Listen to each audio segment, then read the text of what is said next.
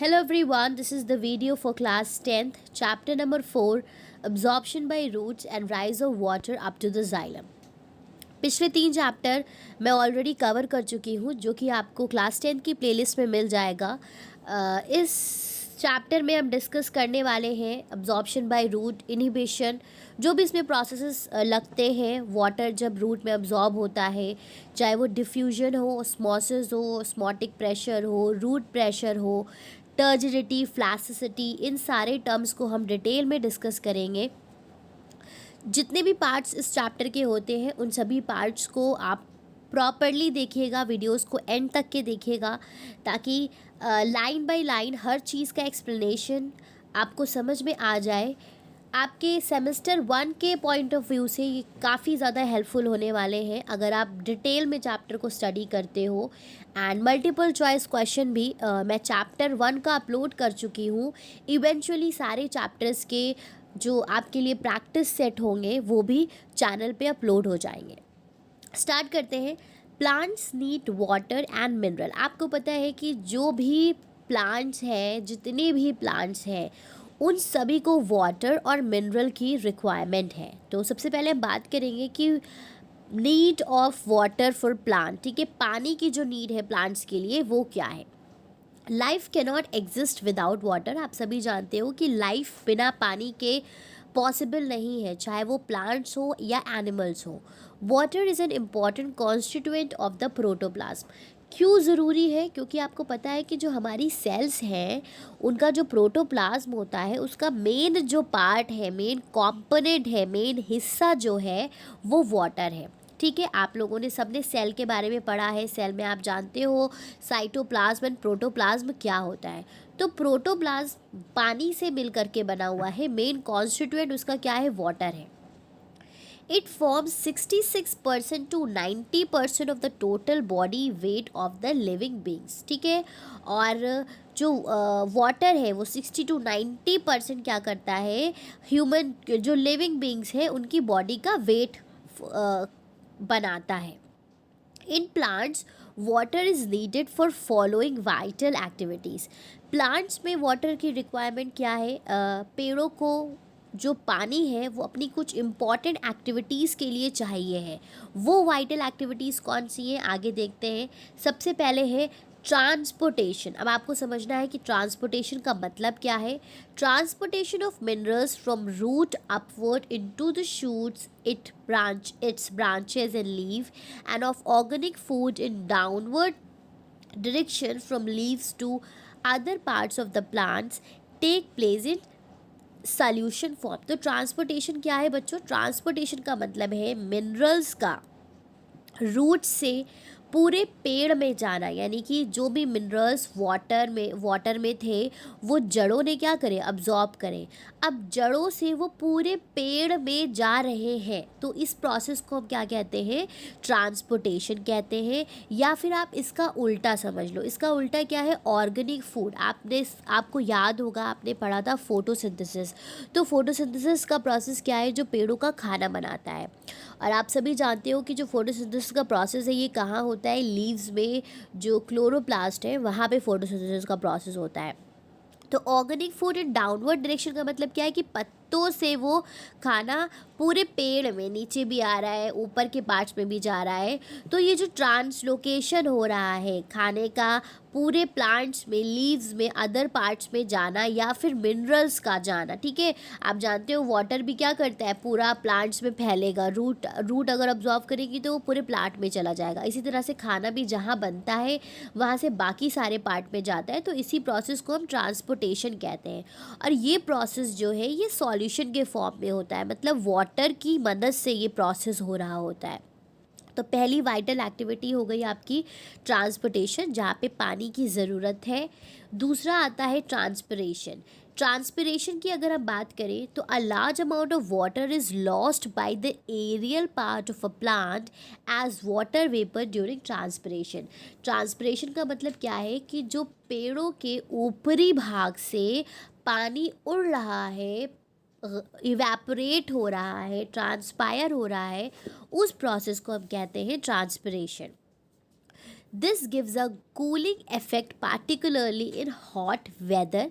इसकी इंपॉर्टेंस क्या है कि जब बहुत ज़्यादा गर्मी होती है तो ट्रांसपिरेशन से कूलिंग इफेक्ट आता है and also produce a suction force. और ये एक फोर्स मतलब जब पानी ऊपर की तरफ खिंच रहा है तो नीचे जैसे ऊपर की तरफ क्या हो रहा है, आसमान में जा रहा है, उड़ रहा है, ट्रांसपायर कर रहा है, तो ऑब्वियसली रूट्स क्या करेंगे, एक प्रेशर अपने तरफ खींचेंगे, जिससे क्या होगा, नीचे ज़मीन से जो पानी है वो पेड़ों के अंदर आएगा। जैसे ऊपर उड़ता जा रहा है तो नीचे से आता जा रहा है, तो ये एक सक्शन फोर्स मतलब खिंचाव वाली फोर्स भी क्या करता है, डेवलप करता है। तो दूसरी वाइटल एक्टिविटी हो गई कि भाई इसमें पानी का तो इम्पॉर्टेंट रोल है ही है, वाटर ही तो इवेपोरेट हो रहा है, और नीचे से जो फोर्स बन रही है वो फोर्स भी क्या कर रही है, वाटर को खींच रही है। तो दूसरी वाइटल एक्टिविटी हमारी क्या हो गई, ट्रांसपिरेशन की हो गई। उसके बाद आते हैं थर्ड एक्टिविटी की तरफ, that is photosynthesis. Water is use as a raw material in green leave for the synthesis of food. Synthesis of food का मतलब क्या है, जो खाना बनता है आपको पता है, carbon dioxide plus water in the presence of sunlight. Photosynthesis की डेफिनेशन क्या है कि जब कार्बन डाइऑक्साइड वाटर से रिएक्ट करती है in the presence of sunlight तो वो क्या करता है, ग्लूकोज और ऑक्सीजन प्रोड्यूस करता है। तो यहाँ पे भी फोटोसिंथेसिस के प्रोसेस के लिए भी आप जानते हो वाटर बहुत ज़रूरी है। फिर आ जाता है नेक्स्ट पार्ट जो कि है टर्जिडिटी। इसको समझिएगा। टर्जिडिटी का मतलब क्या होता है, water gives turgidity a full distended condition to the cell. मतलब एक सेल जो पूरी तरह से क्या है, फूली हुई है अगर, तो उसको हम टर्जिड कहते हैं। तो जब इसमें पानी एक सेल में भर जाता है पूरी तरह से तो ये सेल क्या हो जाती है, ये सेल आपकी टर्जिड हो जाती है। This provide mechanical support to the plant. अब ऑब्वियस सी बात है, जब सारी सेल एकदम पानी से भरी होंगी, एकदम लबालब मतलब पूरी तरह से टाइट होंगी, जैसे मानो अगर हम एक बलून लेते हैं उसमें पानी भर देते हैं खूब सारा, तो बलून एकदम टर्जिट हो जाता है। तो वो क्या करेंगी, इसी तरह से सारी सेल्स पानी इम्बाइब करने के बाद, टर्जिट होने के बाद क्या करती है, मैकेनिकल सपोर्ट प्रोवाइड करती है प्लांट को। Some activities in plant such as opening and closing of stomata, opening of flower bud growth moments are due to the turgidity of the cell. और अभी आप आगे डिटेल में पढ़ोगे कि टर्जिडिटी एक इम्पॉर्टेंट रोल प्ले करती है स्टोमेटा ओपन होने में, स्टोमेटा क्लोज होने में, फ्लावर बर्ड्स की ओपनिंग में, ग्रोथ मोमेंट में। इन सब के लिए कौन रिस्पॉन्सिबल है, टर्जिडिटी रिस्पॉन्सिबल है। तो टर्जिड का मतलब क्या होता है, एक ऐसी सेल जो पूरी फूली हुई है, और फ्लैसिड मतलब जो पिचकी हुई है। तो टर्जिडिटी मतलब जिसमें पानी कंटेंट ज़्यादा है और वो पूरी फूली हुई सेल है, वो क्या करती है, मैकेनिकल सपोर्ट प्रोवाइड करती है। तो प्लांट के टर्जिट होने के लिए वाटर बहुत ज़्यादा इम्पॉर्टेंट है। नेक्स्ट आता है जर्मिनेशन ऑफ सीड। आपको पता है सीड ग्रो करने के लिए, सीड को जर्मिनेट करने के लिए पानी की ज़रूरत है। Seed swell up by imbibing water. एक सीड फूलती है जब उसमें पानी अंदर आता है, इम्बाइब होता है, अब्जॉर्ब होता है, आप कह सकते हो। And the young seedlings make it appearance. और जब ये वाटर इम्बाइब होता है उसके बाद ही वो आगे का प्रोसेस होता है। अगर सबसे पहला इनिशियल प्रोसेस उसको मॉइस्चर या वाटर नहीं मिलेगा तो सेल आगे जर्मिनेट नहीं करेगी। उम्मीद है कि आपको ये बेसिक चीज़ें समझ में आ गई होंगी कि वाटर प्लांट के लिए क्यों नेसेसरी है। आगे बढ़ते हैं, मिनरल्स की बात करते हैं। आपको पता है इन वाटर्स के ही ज़रिए प्लांट्स को मिनरल्स मिलते हैं जो उनकी डिफरेंट डिफरेंट एक्टिविटीज़ के लिए ज़रूरी होते हैं। Minerals are absorb by the roots from soil. अब जो रूट्स होती है सॉइल में, सॉइल के ज़रिए उन मिनरल्स को अब्जॉर्ब करती है, जैसे कि कैल्शियम है, मैग्नीशियम है, पोटाशियम है, क्लोराइड्स हैं। तो ये सारे मिनरल्स जो सॉइल में प्रेजेंट होते हैं, तो रूट जब अब्जॉर्ब करती हैं वहाँ से इन सभी मिनरल को as salt like nitrate, sulphate, phosphate, these are required by plant as constituent of cells and cells organel. मतलब सेल के सेल ऑर्गेनल्स को इनकी ज़रूरत होती है क्योंकि ये उसका एक पार्ट होते हैं for the synthesis of various enzyme, और एंजाइम्स के प्रोडक्शन के लिए, केमिकल कंपाउंड्स के लिए, न्यूक्लिक एसिड एंड प्रोटीन। सब इम्पॉर्टेंट मिनरल्स एंड मतलब कहने का मतलब क्या है कि जो मिनरल्स रूट अब्जॉर्ब करती हैं सॉइल से, वो सभी सेल के लिए ज़रूरी है क्योंकि जो सेल्स हैं वो कहीं ना कहीं उन चीज़ों से मिल करके बनी हुई है, और उसके अलावा जो एंजाइम्स बनते हैं या केमिकल कंपाउंड्स बनते हैं उनके लिए इन मिनरल्स की ज़रूरत होती है। तो यहाँ पे कुछ मिनरल्स दिए हुए हैं और उनके यूजेस दिए हुए हैं, जैसे नाइट्रोजन। तो प्रोटीन बनने के लिए और उसकी ग्रोथ के लिए, प्लांट के लिए नाइट्रोजन क्या है, नेसेसरी है। मैग्नीशियम एंड आयरन की अगर बात करें तो क्लोरोफिल के सिंथेसिस के लिए मैग्नीशियम बहुत ज़्यादा ज़रूरी होता है। पोटाशियम की बात करें तो पोटाशियम प्रोटोप्लाज्म का एक हिस्सा है, एक कॉन्स्टिट्यूएंट है, ठीक है, तो इसलिए पोटाशियम रिक्वायर्ड होता है। फॉस्फोरस की बात करें तो सेल डिवीज़न को ये क्या करता है, प्रमोट करता है। It is necessary for the cell division. आपसे ये क्वेश्चंस पूछे जा सकते हैं कि फॉस्फोरस, पोटाशियम या जो भी मिनरल्स हैं इनके क्या यूजेस हैं, इनकी ज़रूरत क्या है। Calcium maintain the semi permeability of the cell membrane. आपको पता है कि सेल मेम्ब्रेन कैसी होती है, सेमी परमिएबल होती है। हम लोगों ने डिस्कस किया था कि सेल वॉल क्या होती है, परमिएबल होती है, वो सारी चीज़ों को अंदर और बाहर जाने देती है। लेकिन सेल मेम्ब्रेन जो हमारी होती है वो सेमी परमिएबल होती है, मतलब वो कुछ कुछ ही चीज़ों को, सेलेक्टिव चीज़ों को अंदर और बाहर जाने देती है। तो ये जो इसकी क्वालिटी है इसको कौन मेंटेन करता है, इसको मेंटेन करता है कैल्शियम। उसके बाद आते हैं सल्फ़र। तो सल्फ़र क्या है, एमिनो एसिड और सिस्टीन का एक इम्पॉर्टेंट कॉन्स्टिट्यूएंट है। सो आई होप कि आपको इतनी सारी चीज़ें समझ में आ गई होंगी। अब हम आगे बढ़ते हैं, root organ for absorption of water. अब हम बात करेंगे कि रूट जो है वो एक ऑर्गन है, आप जानते हो, वो पानी को कैसे अब्जॉर्ब करता है। चलिए डिटेल में डिस्कस करेंगे सारी चीज़ों को, वीडियो को एंड तक के देखिएगा। Root is the descending underground part of the plant. Descending का मतलब क्या है, अंदर जो जा रहा है ग्राउंड के, ठीक है, नीचे डिसेंड कर रहा है। आप सभी को पता है प्लांट्स ऐसे होते हैं तो नीचे की तरफ जो होती हैं वो रूट्स होती है, इसीलिए उनको डिसेंडिंग अंडरग्राउंड प्लांट पार्ट, क्योंकि ज़मीन के अंदर है। इट परफॉर्म 3 प्राइमरी फंक्शन, ठीक है, 3 इसके प्राइमरी फंक्शंस होते हैं। वो क्या है, root fixes the plant firmly in the soil. जो जड़ें हैं वो क्या करती हैं, पेड़ को, अगर एक पेड़ में सिर्फ तना होता और रूट्स ना होती तो ये प्लांट यहाँ पे रुक नहीं सकता था। तो ये प्लांट रुका इसीलिए है क्योंकि नीचे रूट्स ने इसको पकड़ के रखा है। तो रूट्स क्या करती है, प्लांट को फर्मली होल्ड करती है सॉइल में, सीधे खड़ा रहता है पेड़ because of the presence of roots. Roots hairs absorb water and dissolve mineral salt from the roots। अब रूट्स हेयर होते हैं, अगर आप यहाँ पे देखो तो ये रूट है, ठीक है, एक रूट है और उसमें से बहुत सारे छोटे छोटे हेयर हैं, ठीक है। तो ये हेयर क्या करते हैं, रूट हेयर अब्जॉर्ब करते हैं वाटर और साथ ही साथ मिनरल, जो मिनरल उसी में डिजॉल्व्ड है, dissolve mineral salt from soil. तो सॉइल से ही उनको पानी भी मिल रहा है और जो डिजॉल्व मिनरल्स प्रेजेंट है उसको भी रूट हेयर क्या करता है, अब्जॉर्ब करता है। Root conduct water and dissolve mineral salt upward through stem up to the leaves. अब यही रूट्स क्या करती है भाई, जब ज़मीन में ये जड़ें हैं और इन जड़ों ने क्या किया, रूट्स को, मिनरल्स को अब्जॉर्ब किया, तो आगे पहुंचाने का काम भी तो यही रूट्स करेंगी ना। तो ये एक दूसरे से, इनकी सेल्स एक दूसरे से क्या करती है, पास ऑन करती है, एक सेल से दूसरे में गया, दूसरे से तीसरे में गया, इस तरह से आगे ये मिनरल्स और वाटर ऊपर की तरफ चढ़ते हैं, अपवर्ड मूवमेंट शो करते हैं, ठीक है। तो यहाँ पे आप, ये एक यंग रूट है, उसके डिफरेंट जो सबसे टिप होती है उसको रूट कैप कहा जाता है। यहाँ पे लिखा हुआ है एरिया ऑफ सेल डिवीज़न। तो जो आपको पता है प्लांट्स के जो एपेक्स होते हैं वहीं पे ही सेल डिवीज़न होता है। तो रूट का एपेक्स तो उसका सबसे निचला पार्ट होगा ना, जिसको रूट कैप कहेंगे। यहाँ पे क्या होता है, यहीं से सेल डिवाइड करती है और रूट की ग्रोथ यहीं से होती है। एरिया ऑफ सेल इलोंगेशन, उसके ऊपर का जो है वो लंबा करता है। एरिया ऑफ सेल मैचुरेशन, जहाँ पे रूट हेयर्स बनते हैं। तो ये डिफरेंट डिफरेंट जोन्स दी हुई है कि एक यंग रूट्स में ये सारी चीज़ें होती है। फिर आते हैं how are roots adapted for absorbing water. अब रूट्स पानी को अब्जॉर्ब कैसे करती हैं, इनके अंदर क्या ऐसे अडेप्टशंस हैं, इनमें ऐसे क्या कैरेक्टर्स हैं जिनकी वजह से ये वाटर को अब्जॉर्ब करती हैं। So root forms an efficient system, मतलब एक बहुत अच्छा सिस्टम है रूट्स के पास to absorb water from the soil. किसके लिए है? ताकि ये पानी को ज़मीन से, सॉइल से अब्जॉर्ब कर सके।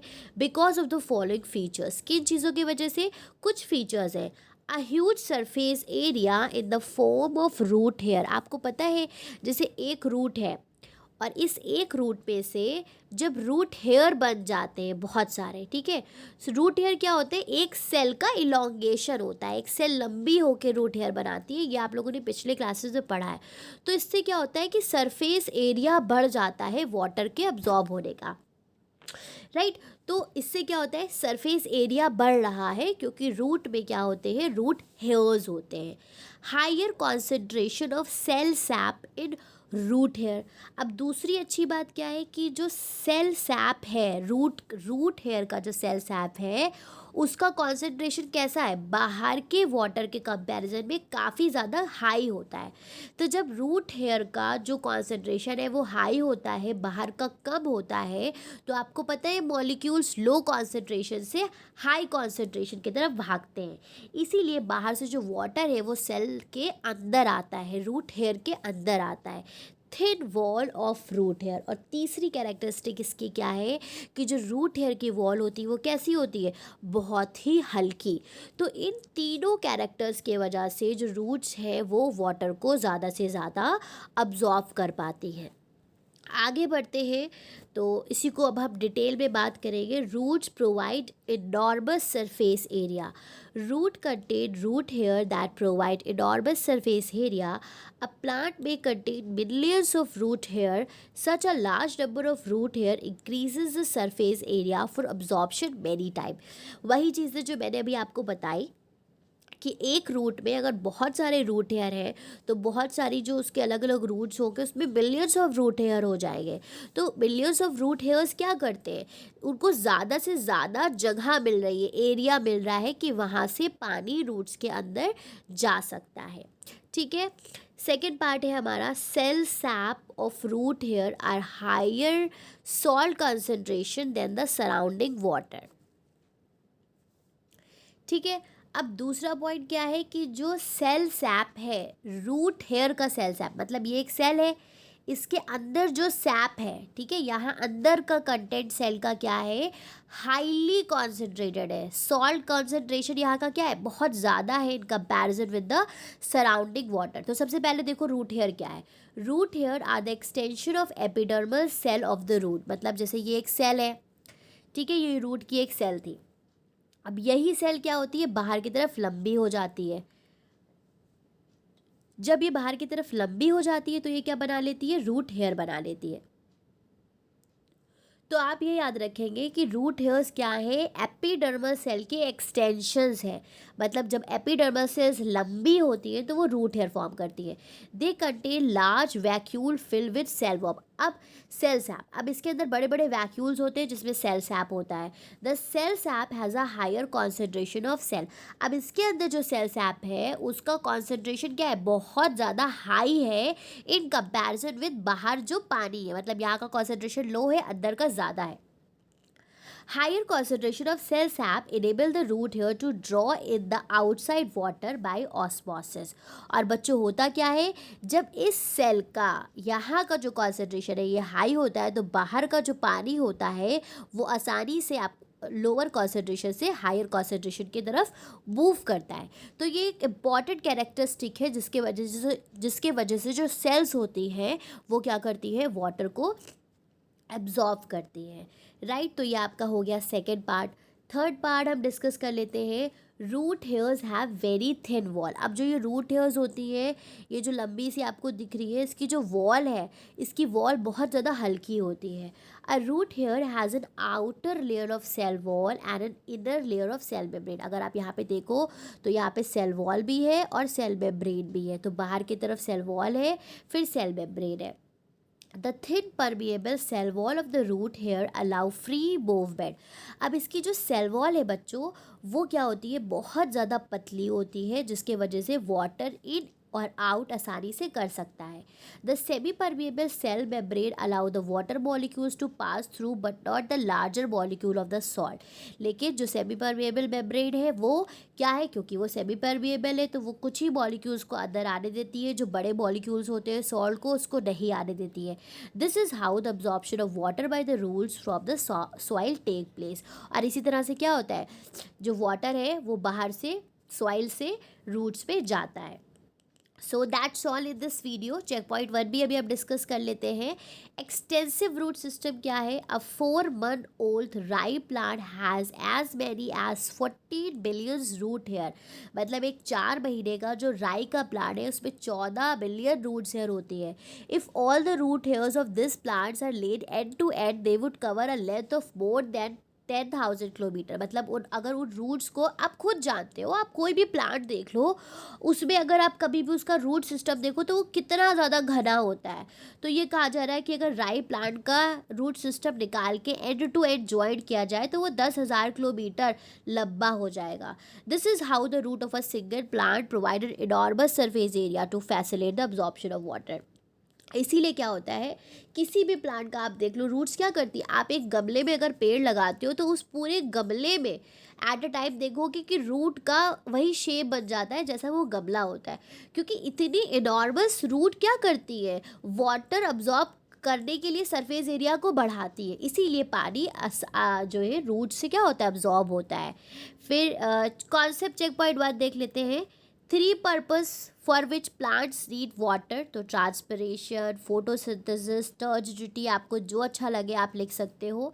Name any 3 minerals elements and their importance. Nitrogen, calcium, phosphorus, ऊपर अभी आपने डिस्कस किया था, उनमें से कोई भी 3 आपको लिखना है और उनकी इंपॉर्टेंस बता रहा है।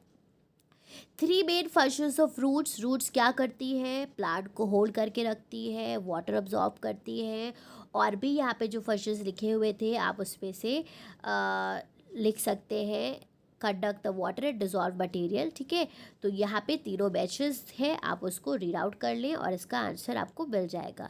List the characteristic of roots which make them suitable. तो ये अभी हमने डिस्कस किया कि किस वजह से वाटर अब्जॉर्ब होता है, क्योंकि नॉर्मल सरफेस एरिया है, रूट हेयर्स का कॉन्सेंट्रेशन ऐसा है और रूट हेयर की वॉल कैसी है, बहुत ज़्यादा थिन है। सो आज के इस पार्ट में इतना ही। नेक्स्ट पार्ट में हम आगे के टॉपिक जो है उसको कवर अप करेंगे। आपकी कोई भी कन्फ्यूजन है या आपको किसी भी पॉइंट में कोई चीज़ नहीं समझ में आई है या मुझसे कोई चीज़ कहीं पे स्किप हो गई है तो आप मुझे कमेंट सेक्शन में कमेंट करके बता सकते हैं। Thank you very much for watching the video. Have a great day everyone.